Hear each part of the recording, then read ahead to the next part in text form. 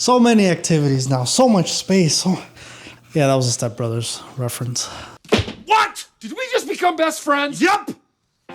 Still one of the best movies ever. Anyway, you want to get better at Digimon, and doesn't matter what you do, you just started playing and you feel like you suck. Yeah, we've all been there. So I wanted to make some tips for you guys. Gotta pull out my little notepad because I'm a very forgetful person. So these are beginner tips for people playing Digimon TCG.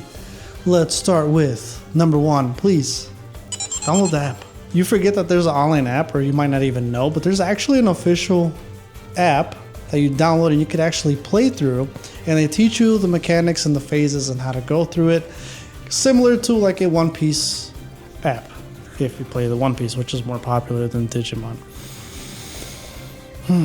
Anyway, so that's tip 1. Download the app, play with it before you actually buy cards. You might not even like it, but let's be real, you're gonna love it. Okay, moving on to tip number 2.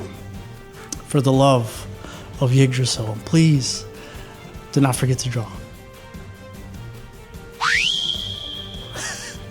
There's only 2 times where you have to draw, and that is the start of your turn and every single time you Digivolve.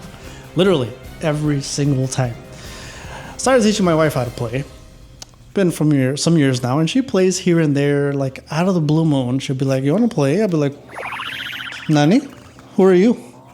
But yeah, we play ever so often, and she always forgets, right? So it's her turn, and I'm just sitting there, and she draws for the start of the turn, moves up, Digivolves, and then I'm like, "Anything else?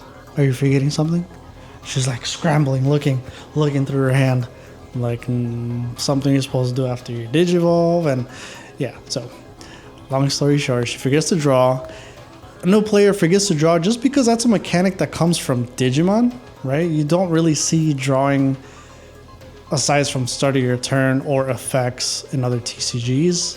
So this is one of those first TCGs where you actually do draw every time you Digivolve, which is very beneficial because if you forget to draw, you're playing in tournaments, people be like, "Sorry, you missed timing. I'm petty. You can't draw now." That sucks. And then you later realize after you draw that was the card that you needed to win. And now you are last place in the locals, and yeah. Please start with one color. Don't start with red, and now next time you want to play purple, and now you want to play black. Oh, but you do like color yellow. Let's dip into yellow a little bit. Oh, blue looks a little... Start with one color, just because all colors are different. They all do different things. I did make a video on colors and breaking them down, so if you don't know which each colors do, take a look at that video.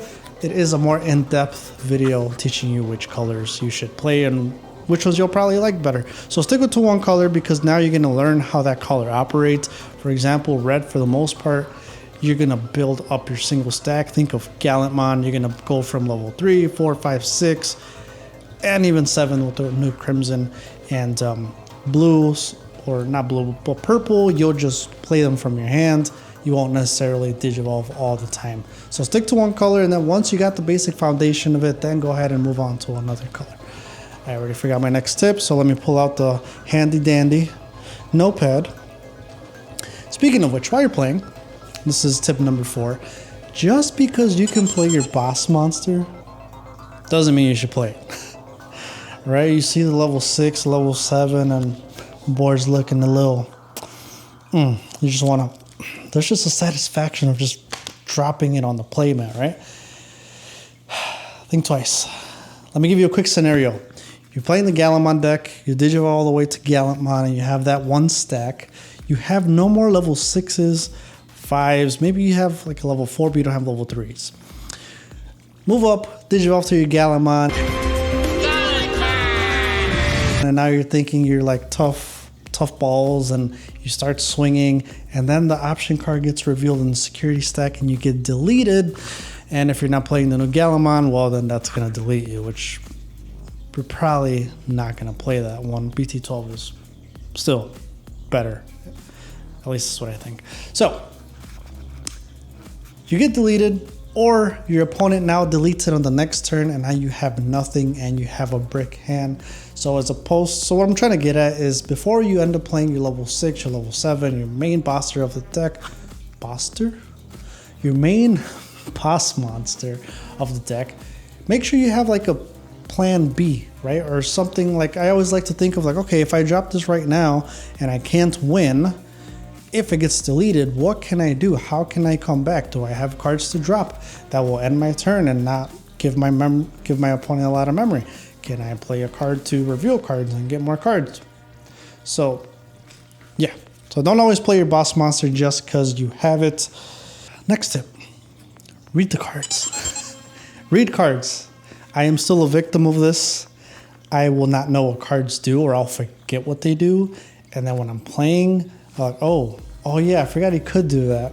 So, but really more in the setting of if you're playing against someone and if you're like playing locals or something like that and you don't know what their card does, if you don't say anything, then they could take advantage of you, right? So if you don't know their card does X, Y, or Z, or for example, let me put it this way. You're playing against a deck that when you play cards, they punish you, right? I can't think of anything from the top of my head, but there you go. So for example, let's say they have Death X or what have you. If you keep dropping cards, if you have knowledge of a certain deck that might play Death X, but you don't read the cards, now you don't know once they drop Death X that your whole board is going to go away and you're going to get punished for having a lot of Tamers and a lot of Digimon. So it's just, on your downtime, just read cards. A good website to go to is card.dev. I know we have Digimon Meta. That's more if you want to see meta decks, but we're sticking to beginner here. So just look up cards and read them. Of course, now while you're also reading cards, you want to practice. So obviously that's how you get good at anything. You practice and practice and practice again. Oh, and then you're going to practice some more. And then you're going to go to sleep. And you're going to practice again. And you'll practice in your dreams too. I'll probably still get defeated in my dreams. But anyway, so practice. And the ways you can practice is there's online simulators. You have the Digimon app, although there's only so much you can practice there. You can't really import your own decks. You have online simulators. You can play in locals. You can play with your friends. And honestly, an underrated method that I actually do a lot is solo play. So after you played a little bit and now you have 2 decks, play against yourself. I know that sounds kind of weird, but you know, not everyone has friends or people that play Digimon. So now you just have like thousands and thousands of cards when no one to play with. So you're forced to play by yourself.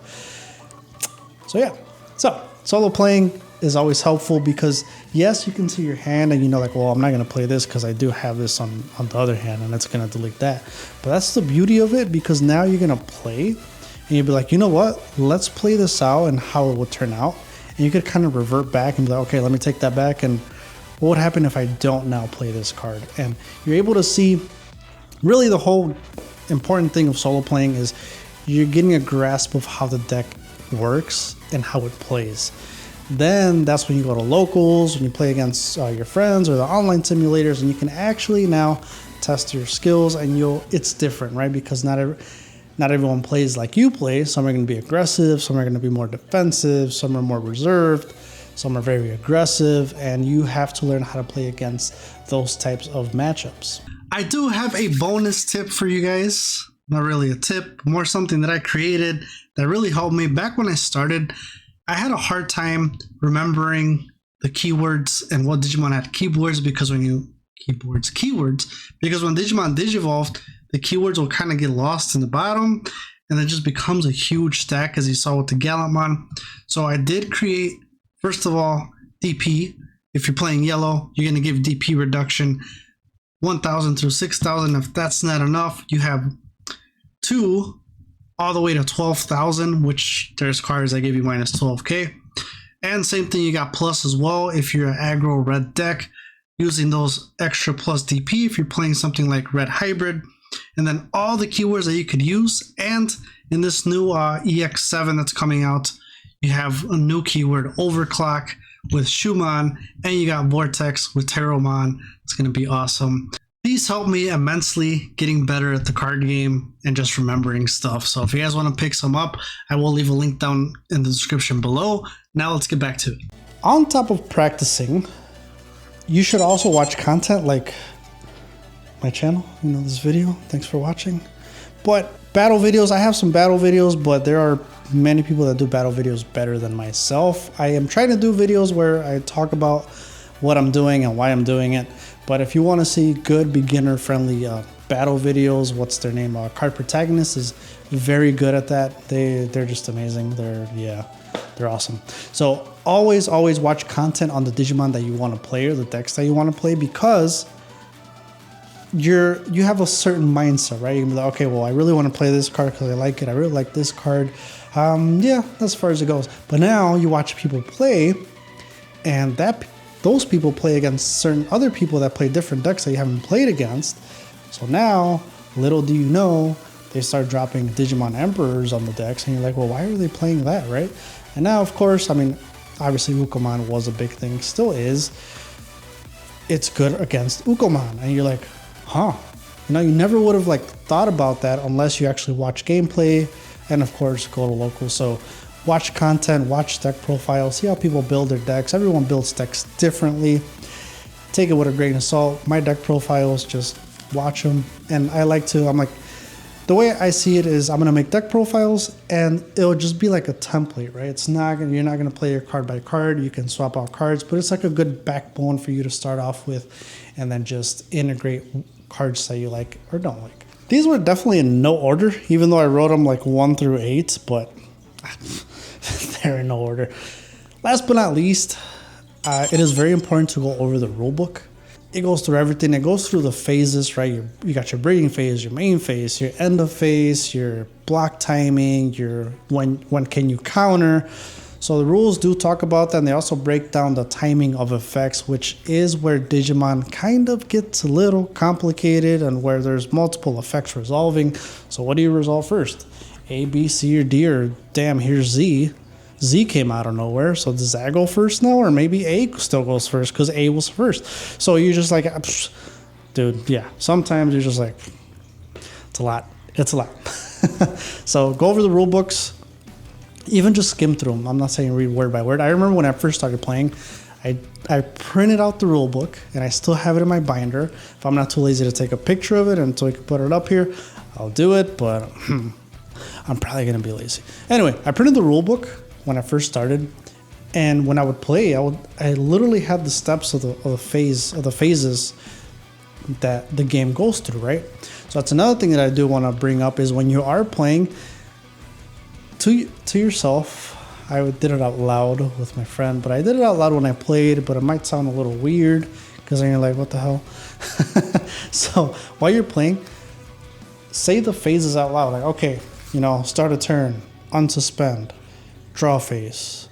Or is it draw phase, unsuspend? One of those two, either or. Now we go to our breeding phase, which you can either hatch or you can move up.